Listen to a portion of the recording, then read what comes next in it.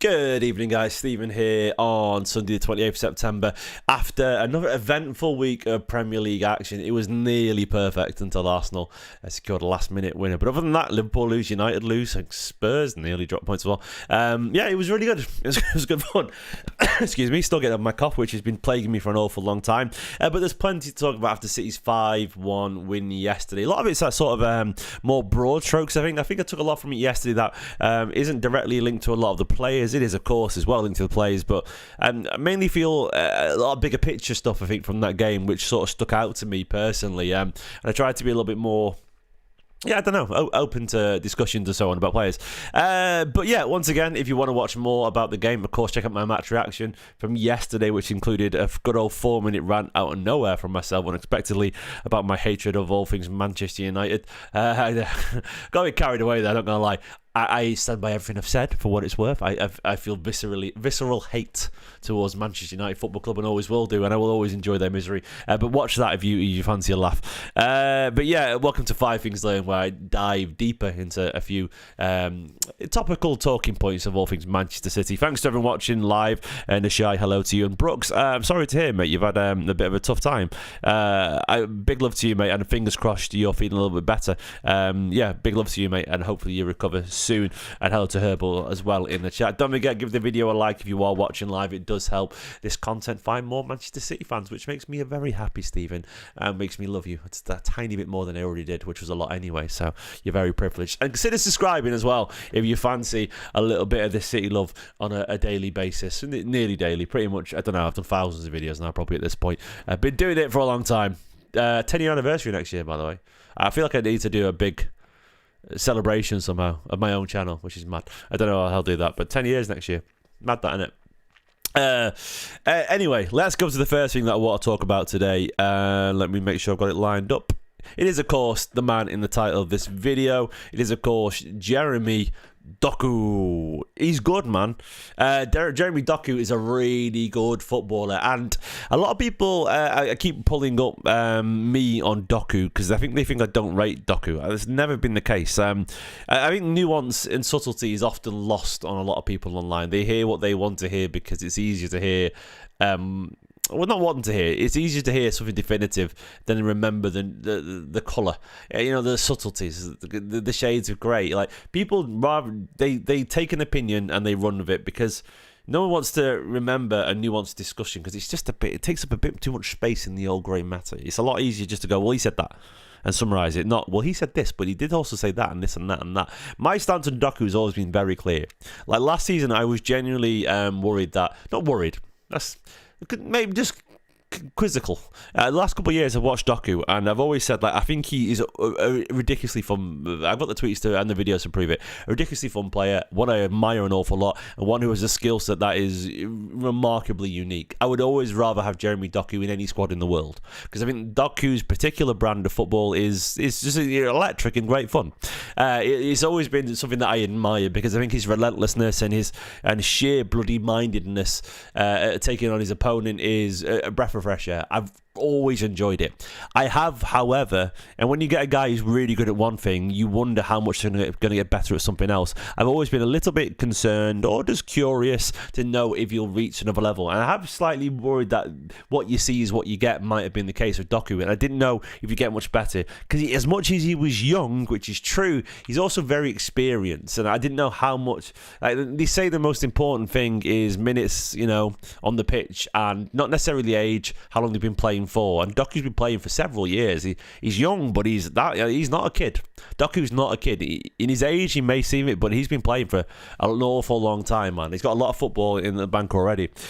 But I never doubted it was possible. I just wasn't sure. And I had my worries that he'd just sort of carry on being Doku. I wasn't sure if he had another level to find. I hoped he did, but I wasn't sure.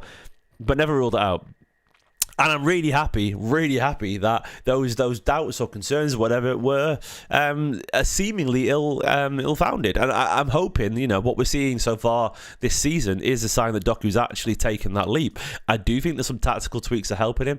I do think City are utilising him a slightly different way. I do think he's found a little bit of focus himself. And I do think, that he's matured a little bit and got used to the Premier League. And he's obviously a very... What I like about Doku, it strikes me that he's very self-aware. away. He's clearly very focused on upping his game and improving. And I think to me, Doku has the right character to get better and better and better. And like I trust him on this. I trust that he wants to improve. And I think what we're seeing right now, the way that Doku's moving in more in field, getting more touches, and I think City are getting box runners to get ahead of him. And we're hinting at overlapping him soon, potential with Nori as well. But we're seeing Doku a lot more central, affecting games, and we're seeing people make runs in the box to occupy space that Haaland couldn't occupy all on his own. And I think it's really, really helping Doku. He's found a conviction to his game right now, which I really, really enjoy. And I don't think it's not just me feeling this way or you feeling that way. It's the big man himself. Guardiola had this to say. He said, I have the feeling Doku's decision-making in the final third has improved. Wow. He's an incredible threat against teams in a low block and deep. Jeremy is really, really important. Really important. But when a team is more transitional, maybe he struggles a little. But when a team is deep, you can bring the ball to the box. And after, he's now reading good. When Jeremy goes, 2 or 3 opponents go. They don't allow him to go 1-on-1 against. But because 1 against 1, he's unstoppable. There's no wing getting 5-10 metres stronger than Jeremy. Impossible. I wholeheartedly agree with that. He's the best natural dribbler in the world. Truly. He is the best natural dribbler in world football, which is crazy to say out loud. Doesn't mean he's the best winger or the best forward, but in terms of pure dribbling, there's no one as good as Jeremy Doku. There isn't. He's ridiculous. Over 5-10 metres 1-on-1, he's the best. And Guardiola said now he's reading when opponents go 2 or 3 man, he reads if enough man is free to make a cross, an extra pass. He's improved a lot. I felt that Jeremy Doku, because he was in maybe a league that wasn't quite as, and this sounds harsh, serious is not the right word. The French league is serious, the Belgian leagues, whatever, the serious leagues, of course they are.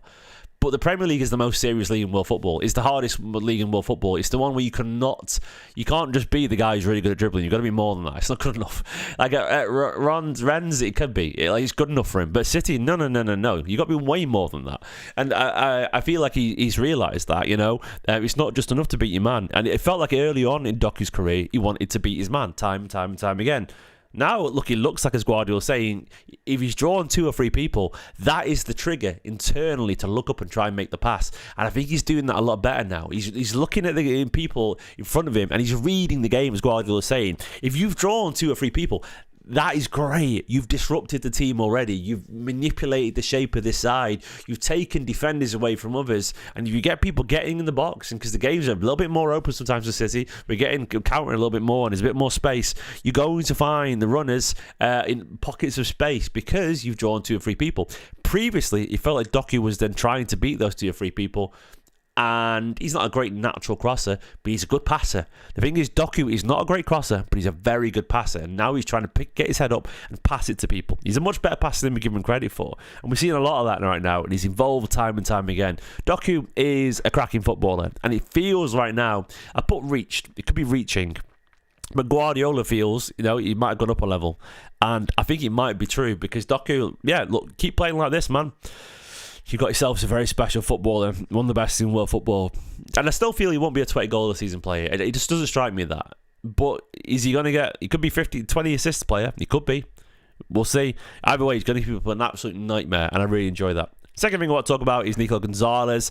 I'm not going to say Nico Gonzalez was sensational yesterday. I'm not going to say he is the answer or he's Rodri. But I think Nico Gonzalez is showing signs of maturity, reflection, and ability. I know he's an awful lot of money. And I know, he didn't do anything special yesterday. But I think Nico Gonzalez is a footballer, man. I think he's a good footballer. And I feel confident that he's going to do a decent job if he's on the pitch. And obviously we tried with Nunes and Phillips as alternate options in midfield, and they were such misses that it's nice to see a guy that I think has the level potentially to be a really good midfielder. He's only a 7 out of 10 right now. He's a good player. He's not a great player, but in games like this, it's nice to know that we can actually probably leave Rodri on the bench. We can get away with it in inverted commas. I think he's a good player, Nico Gonzalez. He's got a lot to prove, a lot to improve on. Like, he's very safe and very cautious, but he's good at intercepting the ball. He's good in duels. He reads the game really nicely. His passing right now is, I would say, borderline dull. He isn't particularly creative, but I think he can be. well, at least said it in the chat. You could have picked a better photo. He looks knackered. To be honest, mate, he looked knackered an awful lot when he first joined City. So maybe actually that's sort of relevant because I think his fitness is getting better too. But yeah, I think he is getting better, and I hope once he's fully picked up the rhythm of Manchester City. And bear in mind, he's only had 10 starts in the Premier League of that. Not even that probably. He's still very much new to the Premier League, and it's the most demanding league in world football. I was actually chatting to a mate. I don't know if he's watching, but Dave, you are watching. I was chatting to a mate last night about this is a bit of a, not a bit of a tangent, a massive tangent. I was chatting to a mate about how this City side, the great City side of the last 10 years, isn't taken seriously enough. And we're talking about how it's the most demanding time ever to be a Premier League footballer. It is. Factually, the amount of football teams play at the highest level and the quality and the amount of running that players do and the overall ceiling level rise or the floor level rise of footballers and defenders, it's the hardest it's ever been to be a Premier League footballer, I would argue. Like, I truly believe that. And I don't mean, you can talk about players' individual quality if you want to, but I think the worst players are miles better than the worst players 20 years ago. And I also believe that the best players are actually as good as some of the ones 20 years ago. But the comparison I always make is someone like Bernardo Silva and Figo. Bernardo Silva is a majestically talented footballer. These days he's dropped off, he's older. But Bernardo Silva at his peak, you look at someone like a Portuguese legend like Rui Costa or Figo. Bernardo Silva is as talented as them. People laugh if you say that. They do. But the difference is, you look at the compilations of what Bernardo's done, the quality of his goals and all, it's ridiculous. His dribbles, he's majestic. The difference is, Bernardo Silva has to run a marathon every single fucking game. Figo and Rui Costa didn't have to run a marathon every single game. They were allowed to walk around, just dribble past people and shoot and create chances. The difference, a lot of these great players are as good as the older ones. And to circle back to the point I'm making is so bloody hard in the Premier League. It's like Nico Gonzalez is a really good player, but he's joined a Premier League that is more physical, more demanding than ever. And it makes even people like Bernardo Silva look workmanlike at the very best, when actually he was a genius footballer. So Gonzalez is having to adapt to the Premier League. And once he's adapted to the rhythm, once he feels himself, I feel that's when we'll start to see Nico Gonzalez start to express himself. I think his passing has been cautious so far, but I think he's got more to his game than that. I think he will start to see a little bit more. And we saw some diagonals when he first joined, but I think the rhythm's caught to him a little bit. He'll get better, and I think he's going to improve, and I think he's a good option.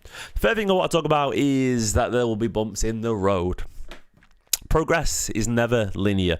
I think yesterday, the first half in particular, and of course, the absence of certain players, and after made the encouragement in the week, I think the first half there was a lot of moaning online. Understandably, I didn't think we were good enough in the first half, but it sort of reminded me that this journey is not. It's not going to be plain sailing. Teams in transition, they get better if you've got a good manager, and if you do it right. But transitions take time. You're learning new ideas and you implement ideas. And that man there, he doesn't have all the answers. No one has all the answers. They have ideas, and you try ideas. And the best managers, most of their ideas work compared to other people, but not every single one. There's not a single person in the world who has every idea that works. And the point is, if an idea doesn't work, it's going to hurt a little bit. And the thing is, once again, the best managers have less ideas that fail, but they're still going to fail every now and then. So they're going to be bumps in this road. And when you're on a transition, it's going to be a very bumpy ride. And I think we have to accept that there's going to be performances like the first half, and hopefully even the second half. Look, we won 5-1. It flattered us, but we were still, the better side, and we still found a way to win. And you look around in the Premier League and you see Arsenal just about, scraping a last-minute win. You saw Liverpool, the wheels falling off of their last-minute fluky, jammy goals. And you realise, it's going to be bumps in the road for everyone. But I think this City side right now are finding something. I do believe Guardiola is onto something. I think he sees the budding, a beautiful blossom, the buds of I don't know, the buds of, I don't know about some flower buds emerging, whatever. Some metaphor for spring or something, I don't know. Besides, it's winter anyway, I'm not saying. Anyway, well, I guess the point I was going to make is I think we see it can blossom, and I think the green shoots of hope. That's the metaphor I'm looking for. And I feel, once once the ideas that work are settled and we start to put them into place and we stumble across the right formula, we'll get better. But I think, leading on to the next point, I think there's a lot to look forward to, because it made me realise yesterday, looking at Manchester City and the side that won, is we're barely getting started. Like, it's really hard. I sit and do these videos all the time, and we all sit together and we all have these chats, and we have Nicholas, I do thank you very much, Nicholas. He's been very, very kind in the chat, Nicola. Big love to you too, mate. No Nico Riley chat today, by the way, because I didn't think he warranted another 5 Things Learned highlight after last week, because I thought he was good, but I didn't think he was particularly exciting, yesterday. And also, I agree with John, who said anyone took him down Nico. Roger was nearly written up by a lot of people after his first season. Not everyone, but a lot of people definitely did. He was called Plodry for a reason. So the Premier League's even harder now than it was then. It's faster and everything. It's just everyone's so fast these days, so strong. But anyway, yeah, you're all very true. But going back to, I was looking at the team yesterday, and it struck me, as much as we're trying to, build something right now, like, I was like, we're not even close to ready yet. Like, this, look at these guys. I put these guys on a picture for a reason. Like, Marmoush joined, last January and had a good impact, but he's still finding his way into this Manchester City side. He's finding his identity and who he's going to be. But the guy's a killer. The guy will score goals. I was looking at the game yesterday, and here's the lineup for yesterday. That's not our final form. It isn't. That team's going to change. It's going to change an awful lot. And you look at the bench, and who was missing? No Shirky, no Kusanov, Ait Nori, Marmoush, no Rodri in that team. Yeah. It's going to change an awful lot. Some of these players on this bench will find some form that will elevate them. Oscar Bob might get better. McCassin might start to shine. McCadia there on the bench. I'm expecting more from Foden. I think someone will grab the right wing slot at some point. Reinders will get better. Gonzalez will get better. Rodri will find better form. O'Reilly will continue to grow. You presume Ait Nori might start to challenge O'Reilly too, and vice versa. Kusanov, you hope, will grow as a right back. I guess the point I'm making is that there's a long way to go for this City side, and an awful lot of quality to integrate as well. I feel, we're sitting here making these judgments, not judgments, or we're trying to gauge where the City side are at, but we're barely getting started, man. Like Liverpool and Arsenal, their squad, they've bought an awful lot of players. They're playing a lot with these new players, and the City have barely even touched them. Like, there's a lot of things to refine about the City side. I think, we've bought an awful lot of players. They're not all superstars immediately, but I think there is talent there, and I've seen hints of talent of all of them so far. And once we start to find a way to embed these mercurial talents of Shirky and the killer instinct of Marmoush with the likes of Foden and a burgeoning Doku, and all of a sudden you've got a pretty special bunch of players there. I don't know where they're all going to fit in, but I don't know. But I see a lot of talent, and I feel this could be a really, really interesting Manchester City side. I've got a feeling, Marmoush will probably end up finding his way into the side on the right or something like that. Maybe not, but I don't know. But he's going to suit the transitional style absolutely. Marmoush presses like an absolute beast, and it really struck me yesterday watching the City side. Like, this is not even close to our best side.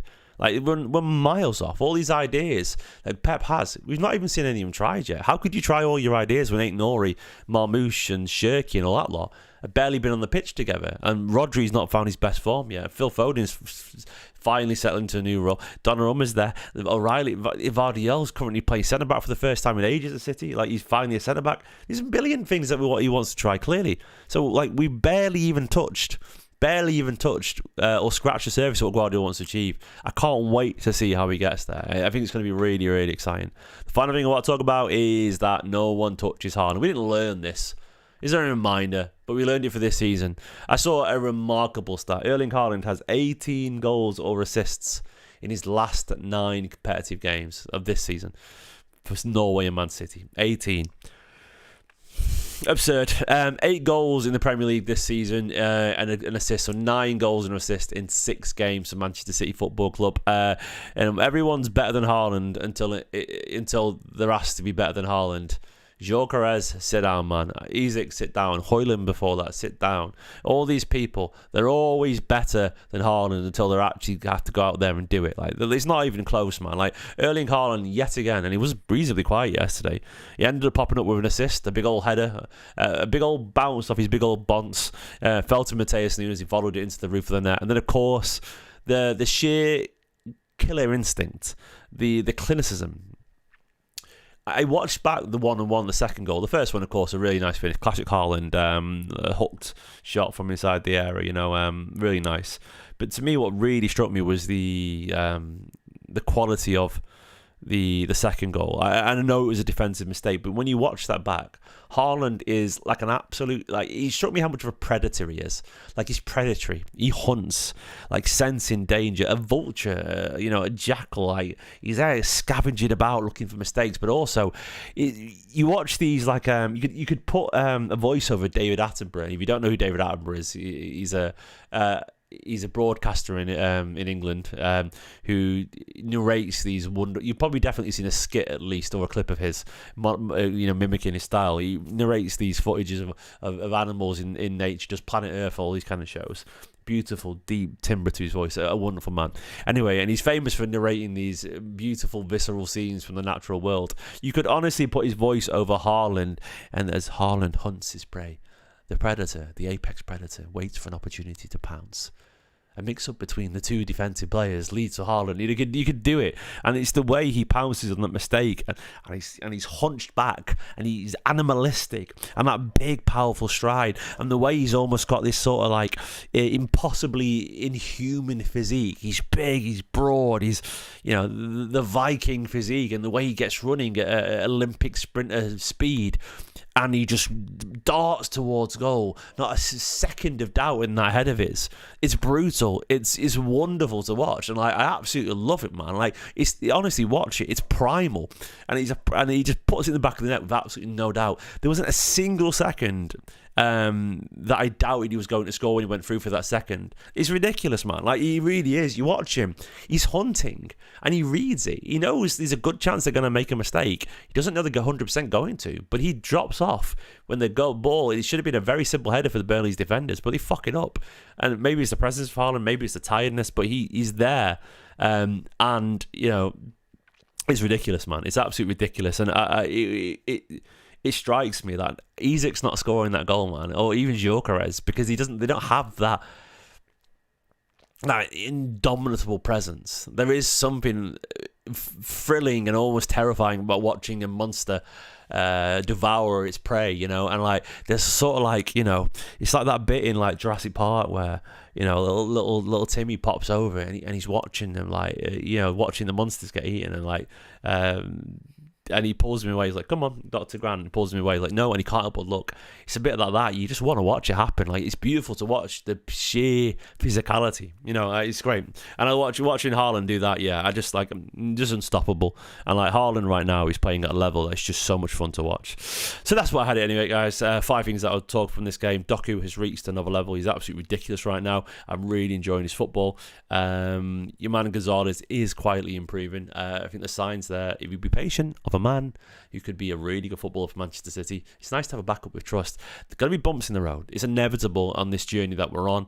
We're barely getting started. These guys are going to come back and add another dynamic to the side. Aït-Nouri will do as well. Add, hopefully, improve confidence. People like Ball on the bench, Savino, so on.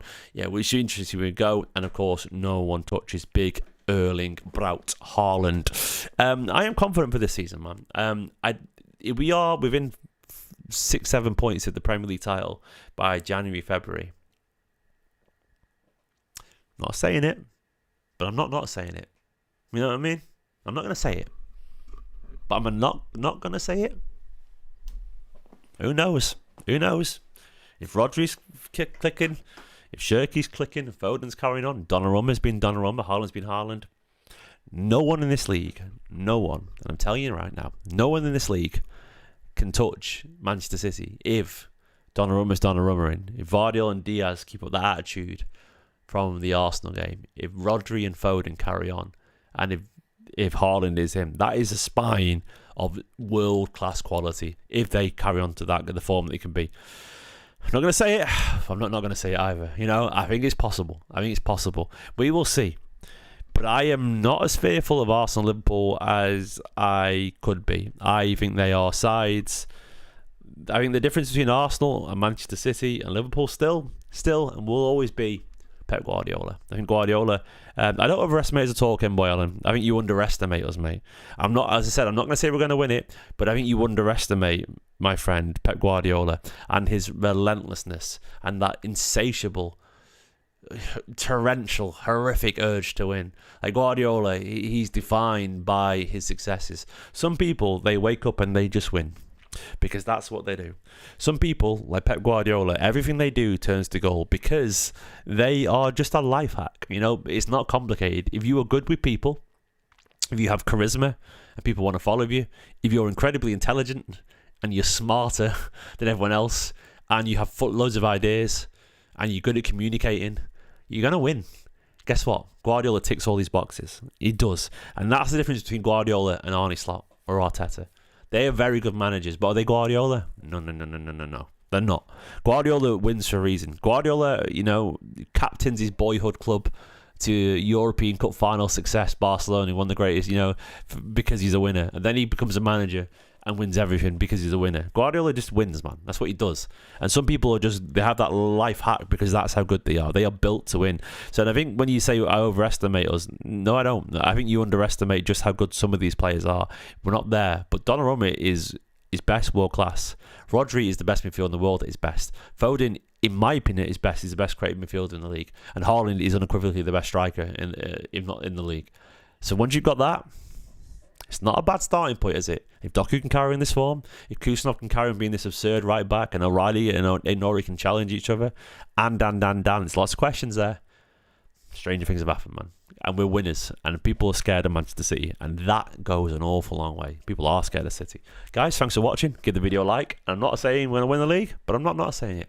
Bye-bye.